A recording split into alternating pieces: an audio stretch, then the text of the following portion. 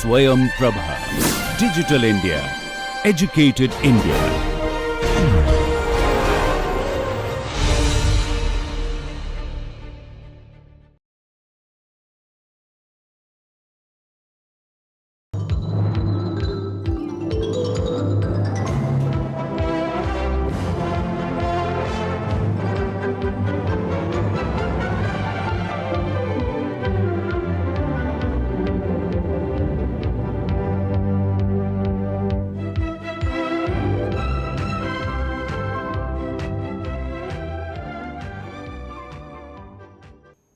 We are now at the third and the final component of the topic, concerns of organizing, engineering, business and systems, and I am going to talk to you about the managerial issues in telecom engineering business. One of the driving characteristics of telecom engineering business is, of course, mergers and acquisitions.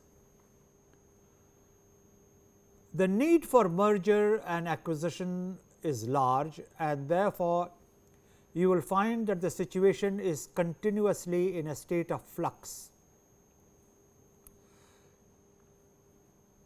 Be it SMEs or be it medium sized companies or large firms, they all create special competitive dynamics and generate size specific skills. I would like to draw your attention to this phrase, size specific skills. There is a mistaken notion in certain circles that movement from large to medium and medium to small is really a factor of downscaling the size specific skills. It is not true. Large firms, medium sized firms, small firms, they all require different versions of skill domains. The kind of marketing which is needed in the SME is not the same as the kind of marketing which is needed in the large scale organization, for the simple reason that the large scale can afford a significant investment in advertisement, the small scale cannot. Large scale firms can have super specializations, where you have a person who just takes care of recruitment and selection in the HR area. A small firm will not be able to have a person just dedicated to recruitment. He will have to do many other things besides, and therefore, there is definite need for multi-skilling, and many examples can be given. But the important thing to register here is that there are size specific skills required, just as there are technology and service requirements. The kind of technology which one mobile uses may not be the same as the kind of technology another mobile uses, and this is not the best place to get into the nuances of GSM technologies and their parallel technologies and whatever else. But take it from me, technology and service requirements can vary. These firms intend to complete these requirements through mergers and acquisitions. Therefore, by definition, in the telecom sector of engineering business, the principle of merger and acquisition is little more practiced than very many other places. The issue of technology in telecom has several levels. In the emerging order, technology is the clinching factor in competitiveness in telecom sector, and indeed will be the bottom line for survival. In telecom, no entrepreneurship venture will make sense without looking into the architecture of technology, the maintenance of technology and the diffusion of technology and its adaptations. I would like to draw your attention specifically to these three dimensions, because they are very often overlooked and it is not realized that the architecture of technology very often determines the competitive behavior of the firm. Therefore, the choice of the technology and the kind of architecture it has is important. The maintenance of technology is not such a remote factor, but diffusion of technology and its adaptation takes people a little while of time to understand. The technology issues in engineering business, as noted earlier, has to do with the kind of investment climate and investment required. Therefore, you really need an investment specialist who understands technology, who has a proper understanding of the business environment around the firm, who alone can advise you into the investments required. Now, this is not a straightforward finance manager's job. Finance is an important and a significant area of management. However, there are shades and shades of financial operations, and it is important to register that investment in telecom requires continuous monitoring and the ability to accelerate or decelerate. The life period and cycle of technology itself is variable, and no investment decision can possibly be taken with a level of confidence without having understood the life period and the cycle of technology. The financial gains which come from this kind of investment will have to be seen in technological terms, and the kind of redeployment of financial gains in the newer form of technology for further financial gains is a self-feeding cycle. If the story concluded there, it would be a relief, but it does not. There is a cyclical character between investment and the architecture of technology. There is the upscalability factor which affects investment, but then just as important is the backward and the forward linkage of that technology. We have recognized the sub-segmentation of telecom and the compatibility and integration of everything from switching to field engineering becomes very important in the understanding of technological growth in engineering business, which touches telecom. Therefore, I would like to draw your attention to the backward and forward linkages of technology. Then of course, there are economies of scale. The economies of scale are very often determined by the regulatory policies of the governance process. The regulatory policies often are taken in an informed manner, but sometimes when they are not taken in an informed manner, they can cause havoc to the growth of the industry, because A, the technology is not understood, B, the implications of the kind of economies of scale which are attributed to that kind of technology is not always clear to the players. Therefore, there is a trip up, and perhaps most significantly, the pricing and the costing of that technology does not have antecedents to create patterns which can be drawn upon, and the spectrum issue and all the furor which it caused is merely one example of what can happen in telecom engineering business. The factors which affect growth of the sector and the engineering business therein have of course a global element, but let me draw your attention to some of the indigenous efforts in technology development, which is important to understand how there is a mix and coexistence of say at times contradictory concerns. Technology development in telecom engineering business does inevitably require an indigenous effort, because acquisition of any technology can take place in the following ways: technology import related to foreign investment, technology import by the Indian industry, indigenous R&D effort, contemporary technology not purchasable.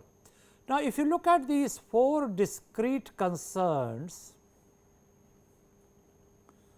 then you will be able to figure out how indigenous effort in technology development is central to the growth of telecom engineering business. I have made some effort to highlight it, because generally people are wise about it, but often there is an effort to be glib and adopt a reductionist approach. If you adopt a reductionist approach, then you have a problem at hand. The problem is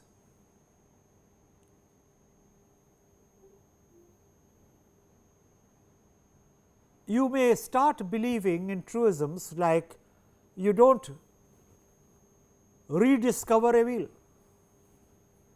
Now, the slogan owes its success as much to its being a half truth as the fact that it is so simple to peddle. The fact is, no two wheels are of the same size, and when it comes to technology, no two wheels are made out of the same material. And when you start talking of size and material and maintenance, the indigenous dimensions clearly starts affecting the technological component. Therefore, even while talking of telecom engineering business as an illustration of how engineering business principles operate, I find it necessary to draw your attention to what I have labeled here indigenous factors in technology development. That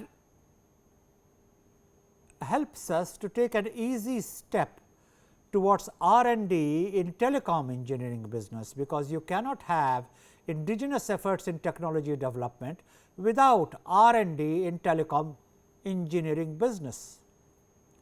So, by definition, there are areas of engineering business where R&D is an integral part of the entire socio-technical process or the business of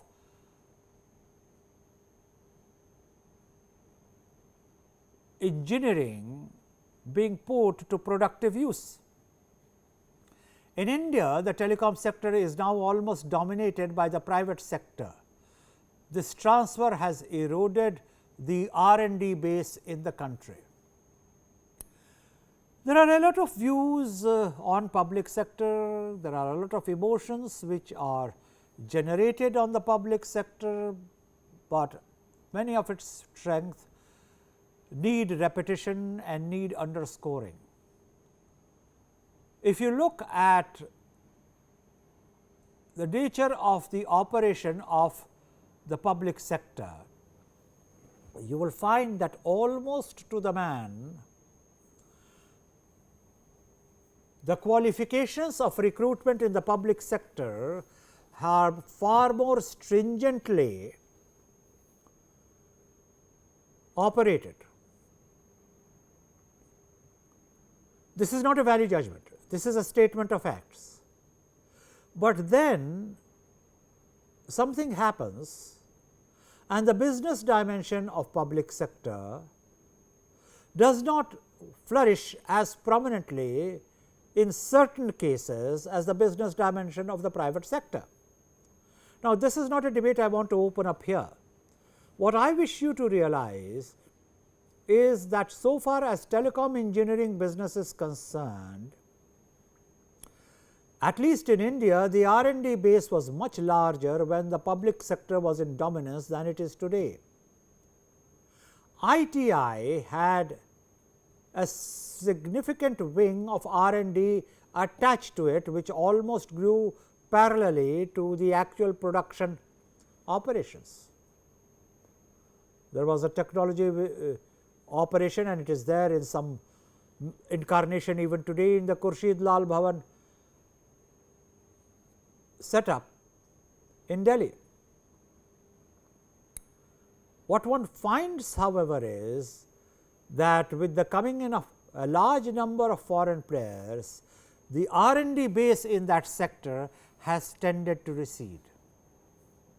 The example of this is visible how institutions like CDOT have now faded into oblivion. I would like to believe it is not true, because there is an attempt to revive CDOT, and my own feeling is that CDOT is bound to have better days progressively, because the need to have an R&D base in the country is only bound to grow.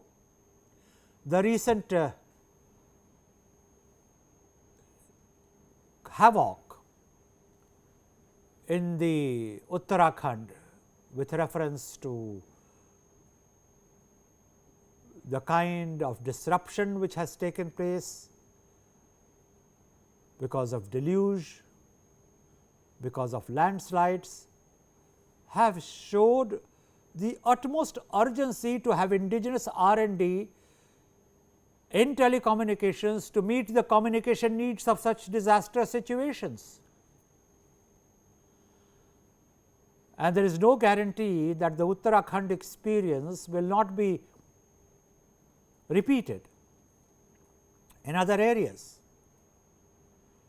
may be triggered off by different factors.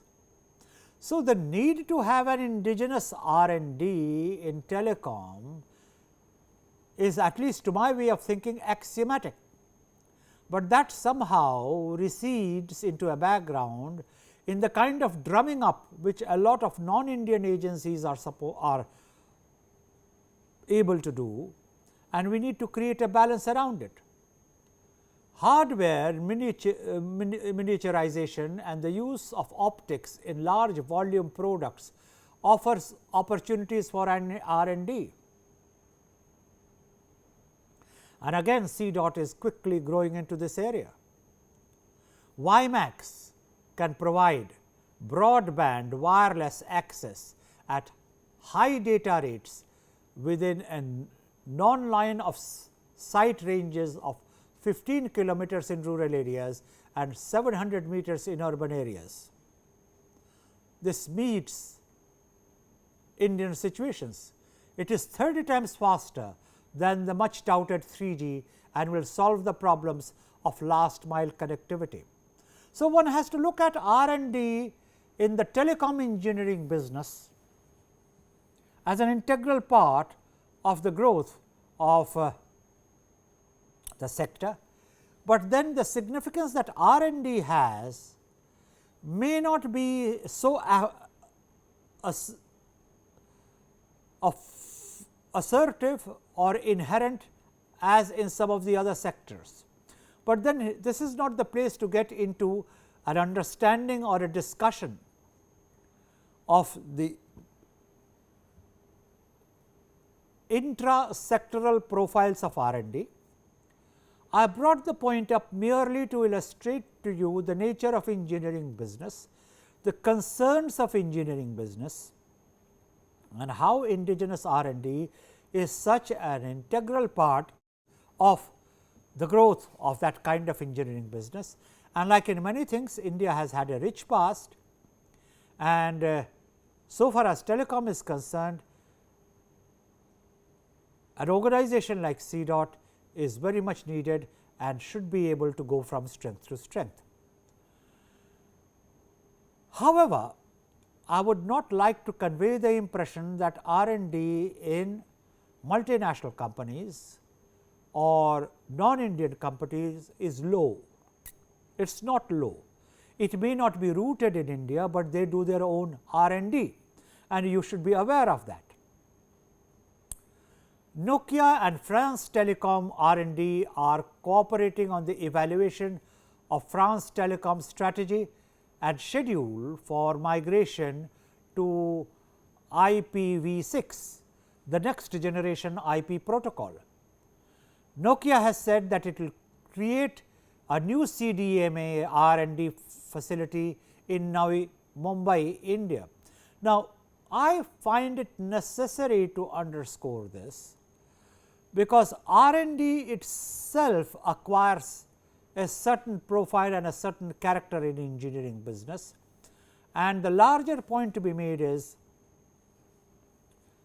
there are indigenous capabilities to be developed, there are exogenous capabilities which will continue growing, there will be technology transfer, but R&D competencies indigenous to a country must continue to be reinforced and must continue to grow. Alcatel typically tied up with CDOT in 2005 for R&D in WiMAX. It is now testing the rollout of the technology. So, it is not an either or relationship, it can be a mix too. However, the actual amount of benefits in terms of technology transfer and technology sharing will accrue from R&D investments by foreign companies, and that is yet to be seen, as they seem to be interested by and large in their own commercial purposes, which can't be grudged, but then just as that can't be grudged, a view from the Indian perspective on these issues also cannot be grudged. While India has enthusiastically embraced the telecom revolution in the past decade, it seems now to be lagging behind in the race for innovation, and this is a gap which government is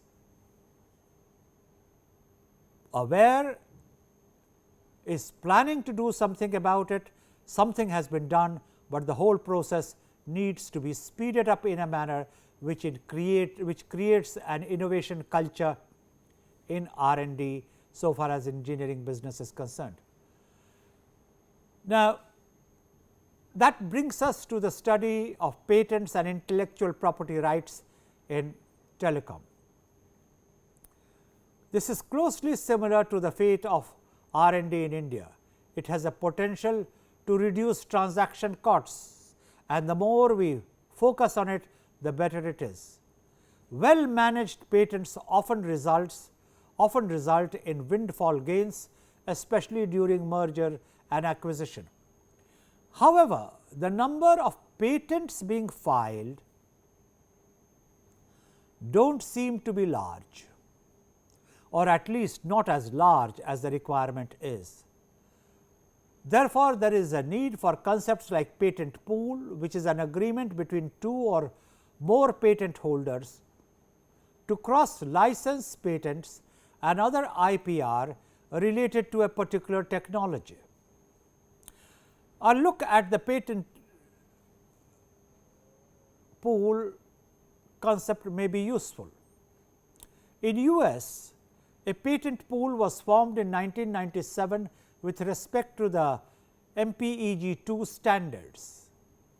The standard defines how to represent a digital video data stream used in digital cable television system, digital satellite for television and DVD players. If a company wants to sell equipment that is capable of decoding a digital video stream on a DVD, it must make its product compliant with the MPEG-2 standard. Hence, patent pools provide a better comfort zone to license and help to keep the transaction costs low even after payment of royalties. As a strategic thrust, this needs to be encouraged. Once patent pool grows in number, it would also become easy for licensing of early stage investment and technologies.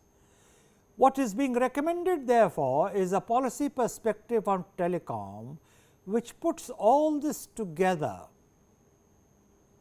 in a manner which makes technological growth and operations not only easier, but more consistent with the nationally cherished dreams of covering all remote areas in a communication network,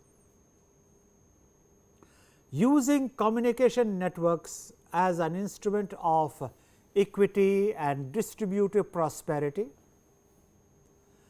and adding value to the business as it grows. Patent pool would figure prominently in such a scheme of things.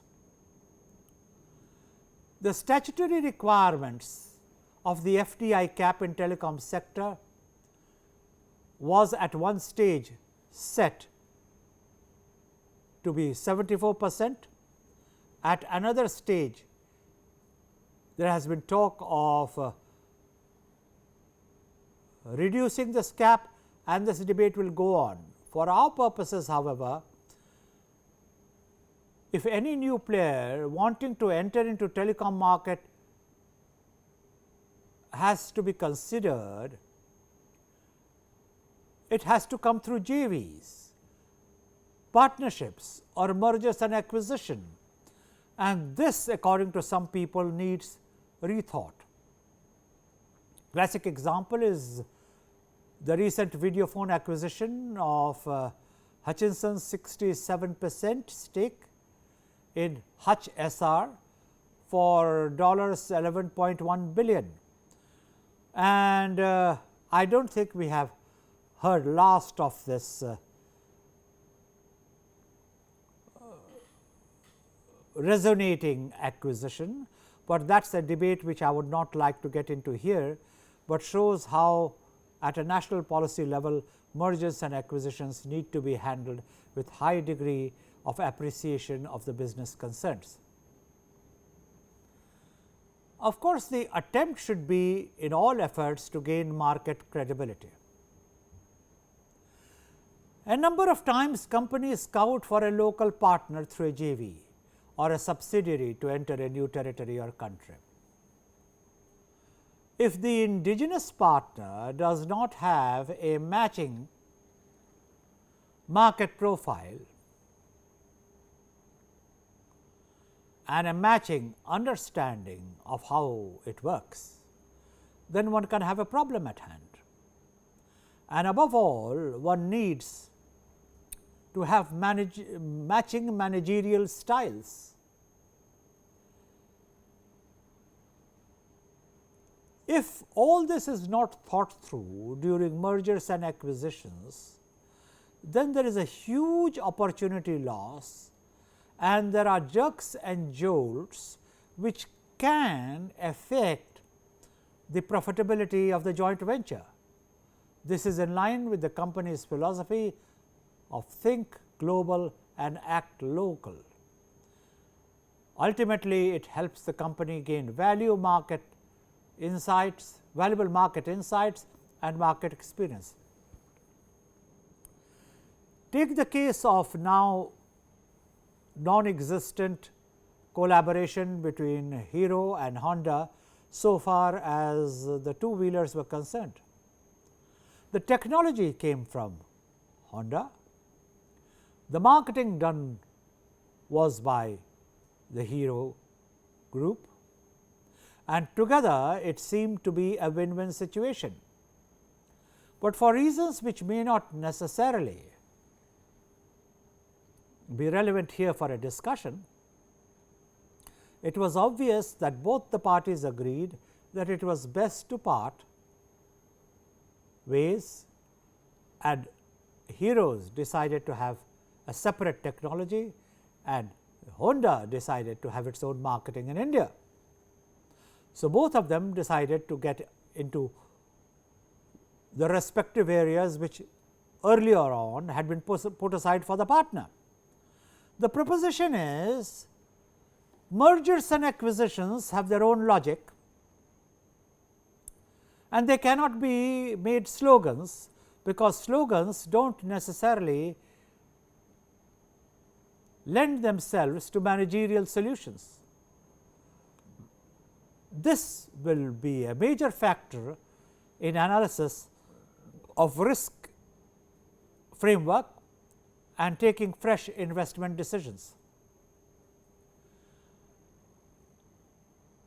Gaining price advantage is an important managerial principle in management of engineering business. Not that it is not an argument in other kind of businesses, but in engineering business it is particularly significant. This is so because India is a price sensitive market. It is very essential for telecom companies to be able to provide this service and products at a current market prevalent price, and that is the catch. As we look at the scene today, the receding pricing principles of telecom services have started affecting the bottom line of running telecom operations. And yet, it is inherent in the situation, not only because of the price sensitivity of the market, but also because the nature of technological growth. Hence, foreign companies may find it difficult to meet the pricing pressures on them, and which way the direction will grow, so far as in telecom engineering business is concerned, only time will tell. The larger principle to which I seek to draw your attention is to underscore that engineering business has a character of its own, which responds to many non-engineering factors, and that has to be understood in a managerial frame.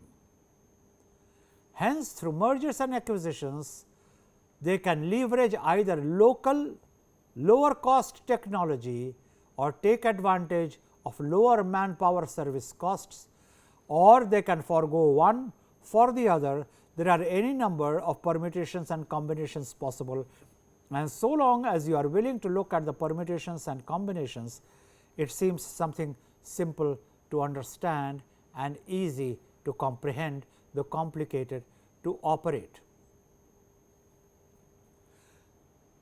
In this context, a reference to the role of government again is important. Many statements of significant political executives have outlined the need for greater FDI. Some will recall the much quoted statement of the Prime Minister that money does not grow on trees and therefore, FDI is essential, or the views of the Finance Minister on foreign direct investment. But there are externalities needed for stable long term investment to come in. And even if it does, to say that FDI will be able to solve all investment issues would be only a statement of the naive. Therefore, it is essential to try one's best to reduce hot money through P notes. Foreign investment in stock markets will also therefore become a factor. The policy fine tuning where promissory notes are concerned or where the investments in stock markets is concerned is really a large issue, and we may not find it useful to get into that level of debate or discussion here. But it is important to remind ourselves that merger and acquisition itself requires strong governmental support to be able to survive, and synergistically one has to create long term value for the ordinary shareholder for merger and acquisition to survive.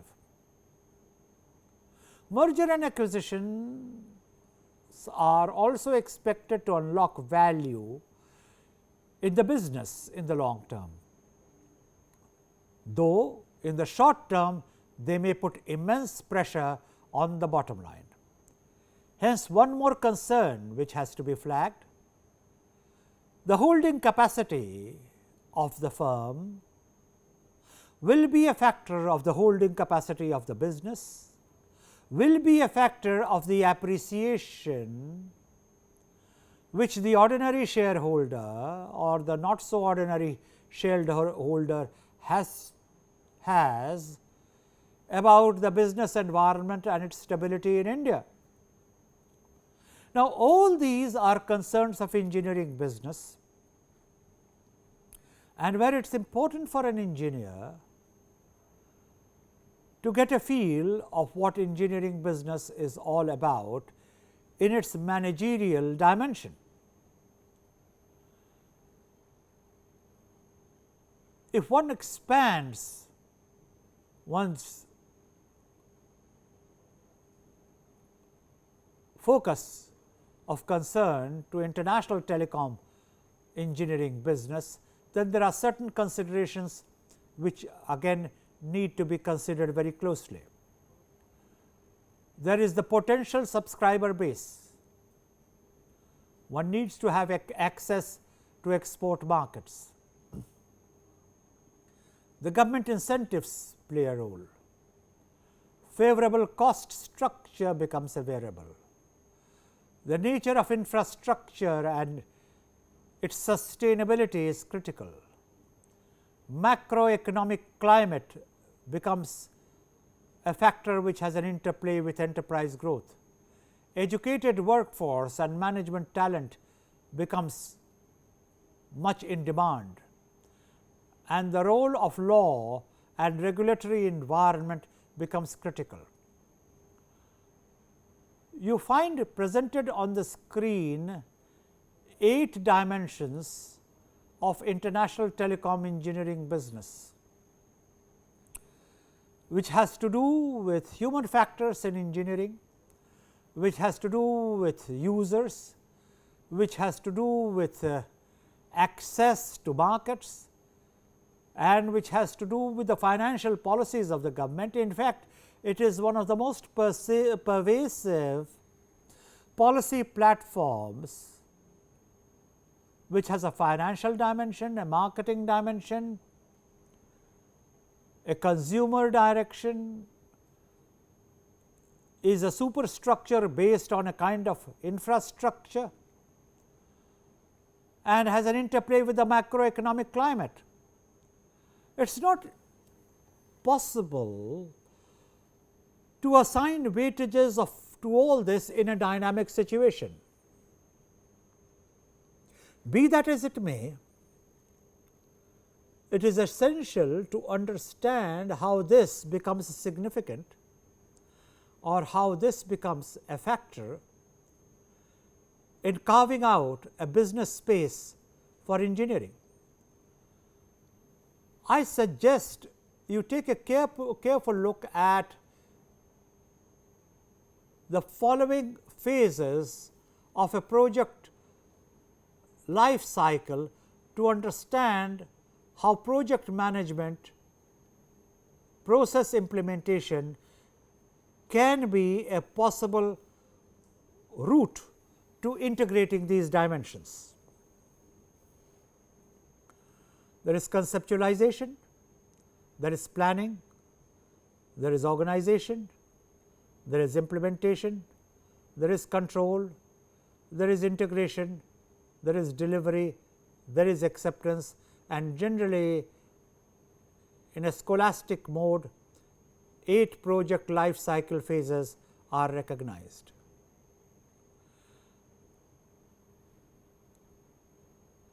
The responsibility of the headquarters on global basis is therefore, together with the responsibility of the local company to run this system. The red arrows show to you the responsibility of the headquarters on a global basis, and the blue arrow shows to you the responsibility